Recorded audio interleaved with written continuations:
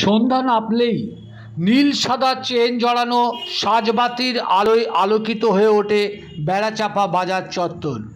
৩ মাস আগে লক্ষাধিক টাকা ব্যয়ে বসানো সাজবাতির আলো বেড়াচাপা চৌমাথার হারোয়া রোড ও টাকি রোডের দুধারে আলোকিত হয়ে উঠলেও আজও আলো জ্বলেনি পৃথিবী রোডে।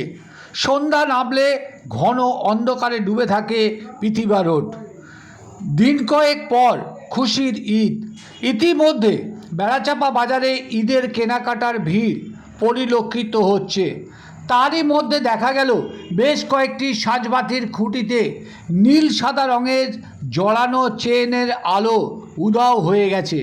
আবার কোথাও বেড়াচাপা ছোট কালী মন্দির হতে দেবালয় প্রগতি সংঘ পর্যন্ত পথবাতির আলো আর জ্বলে না। সন্ধ্যার পর ঘন অন্ধকারে ডুবে থাকে এই এলাকা। অপরদিকে টাকি রোডের পুলিশ ফাঁড়ি থেকে বিদ্যুৎ দপ্তর সহ বাদুড়িয়া রাস্তার মোড় পর্যন্ত টাকি রোডে আজও পর্যন্ত জ্বলল না বসানো খুঁটির সাজবাতির আলো। আর জানিয়ে কি বলছেন বেড়াচাপা বাজার এলাকার মানুষজন তা শুনুন, পাশাপাশি দেখুন। এইভাবে প্রগতি সংঘ পর্যন্ত এভাবেই অন্ধকারে ডুবে থাকে।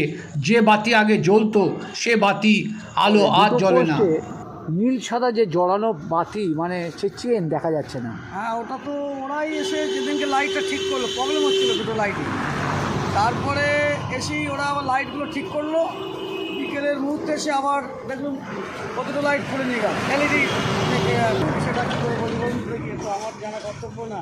কতদিন হলো এইভাবে খোলা? তো ওই যেদিনকে প্রবলেম হচ্ছিল লাইট দুটো। আপনার নাম কি? আমার নাম সঞ্জয় মন্ডল। এই দিকের আলো কোনোদিন কি জ্বলেছে? কোনোদিনই জ্বলেনি। কোথা থেকে কত বন্ধু জ্বলে? রূপসার হল থেকে এই সাইডটা একেবারেই জ্বলেনি। আপনারা কি চাইছেন? আমরা চাইছি একটু জ্বললে ভালো লাগে। ঠিক এখন ঈদের বাজার, লোকে উঠছে, কি বলবেন? ভালো হবে জ্বললেই খুব ভালো লাগে। আপনার নাম কি? আমার নাম রবিন।